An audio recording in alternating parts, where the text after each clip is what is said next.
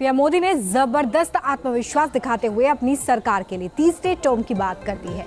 दिल्ली में पीएम मोदी ने कहा कि उनके सरकार के तीसरे टर्म में भारत की अर्थव्यवस्था टॉप 3 देशों में शामिल हो जाएगी। जहां प्रधानमंत्री का बयान अपनी जगह है, लेकिन उन्होंने सबसे ज्यादा जोर तीसरे टर्म पर दिया है, जो ये बताने के लिए काफी है कि 2024 के सियासी संग्राम का पिच उन्होंने अभी से सेट कर दिया है।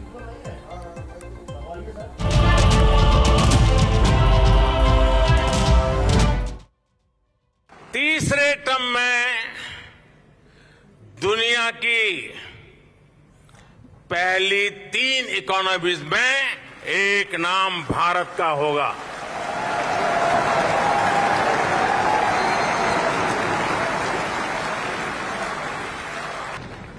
इस निर्माण को रोकने के लिए भी नकारात्मक सोच वालों ने क्या क्या कोशिशें नहीं की।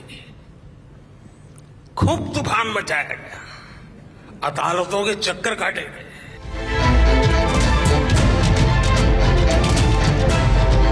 ना पीएम मोदी के मुकाबले विपक्ष का कोई नेता,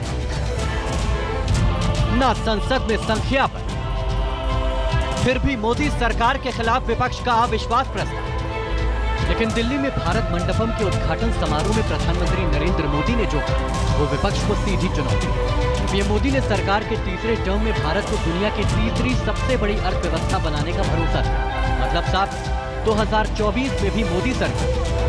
मैं देशवासियों को ये भी विश्वास दिलाऊंगा कि 2024 के बाद हमारे तीसरे टर्म में देश की विकास यात्रा और तेजी से बढ़ेगी।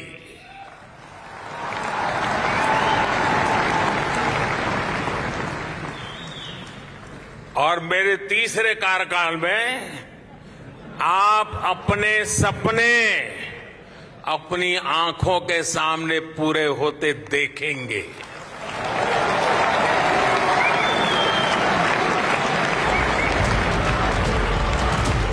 क्या विपक्ष ने अविश्वास प्रस्ताव का ब्रह्मास्त्र चलकर मोदी सरकार को गिराने का आखिरी दांव चला है, या फिर विपक्ष का अविश्वास प्रस्ताव पीएम मोदी के खिलाफ नाकाम हथियार साबित होने वाला है? पीएम मोदी ने 2019 में ही कांग्रेस के अविश्वास प्रस्ताव को लेकर जो भविष्यवाणी की थी वो अब सच साबित हो रही है। सुनिए तब पीएम मोदी ने क्या कहा था। वो शुभकामनाएं मैं आज फिर देना चाहता हूं कि आप इतनी तैयारी करो कि 2023 में फिर से आपको अविश्वास प्रस्ताव लाने का मौका मिले। और अहंकार की बात है, ये समर्पण भाव है, ये समर्पण भाव है। अहंकार का परिणाम है 400 से 40 हो गए। अहंकार का परिणाम है 400 से 40 हो गए। और सेवा भाव का परिणाम है कि 2 से यहां आकर के बैठ गए, 2 से निकल करके आके बैठ गए। तो क्या वाकई विपक्ष का अविश्वास प्रस्ताव महज एक ड्रामा है? क्योंकि अविश्वास प्रस्ताव का सीधा मतलब होता है सरकार गिराना। अविश्वास प्रस्ताव का मतलब होता है सियासी परिपक्वता की नुमाइश करना। लेकिन मोदी सरकार के खिलाफ लाए गए अविश्वास प्रस्ताव को लेकर कांग्रेस कैसी मैच्योरिटी दिखा रही है? सरकार की वापसी की गारंटी खुद पीएम मोदी देशवासियों को दे रहे हैं। आप जानते हैं कि हमारे पहले टर्म की शुरुआत में भारत वर्ल्ड इकोनॉमी में 10वें नंबर पे था। जब मुझे आप लोगों ने काम दिया तो हम अब 10 नंबर ही थे। दूसरे टर्म में आज भारत दुनिया की 5वीं सबसे बड़ी इकोनॉमी है।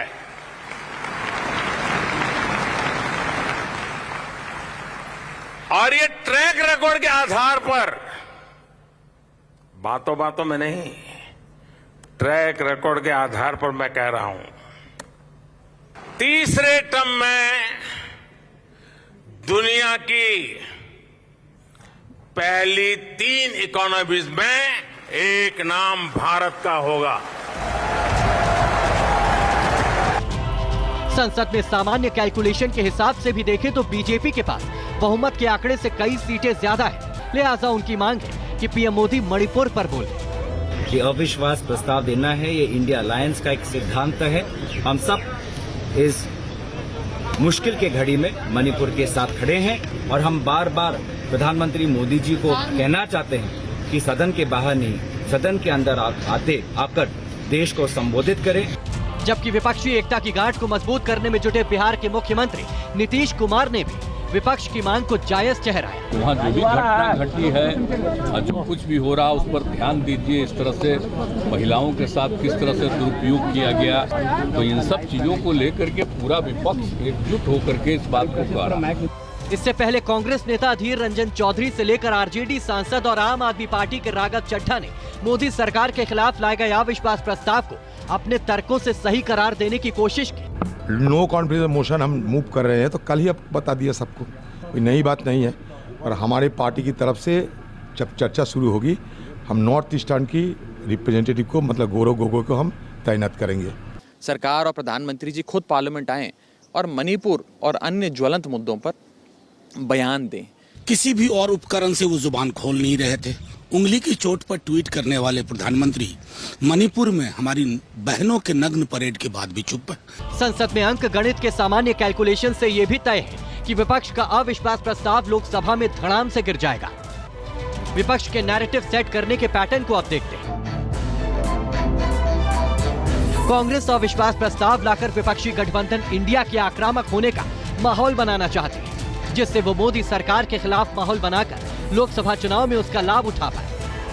विपक्ष की कोशिश है कि वो मणिपुर हिंसा के अलावा राहुल की सदस्यता, पहलवानों के प्रदर्शन, बेरोजगारी और महंगाई जैसे तमाम मुद्दों को लेकर आगामी चुनाव के लिए एजेंडा सेट कर दे। विपक्ष कोशिश में है कि वो अपनी शर्तों पर, अपने मुद्दों पर सरकार को जवाब देने पर मजबूर करे। अगर विपक्ष ऐसा कर ले जाता है तो ये विपक्ष की एक तरह से जीत मानी जाएगी। ऐसे में 2024 की चुनावी लड़ाई से पहले विपक्ष अविश्वास प्रस्ताव लाकर पीएम मोदी को बोलने पर मजबूर करना चाहता है। हालांकि 20 जुलाई को पीएम ने महिलाओं को निर्वस्त्र घुमाने का वीडियो सामने आने के बाद बयान दिया था। Team news nation. और इसी के साथ यहाँ वक्त हो गया है एक ब्रेक का।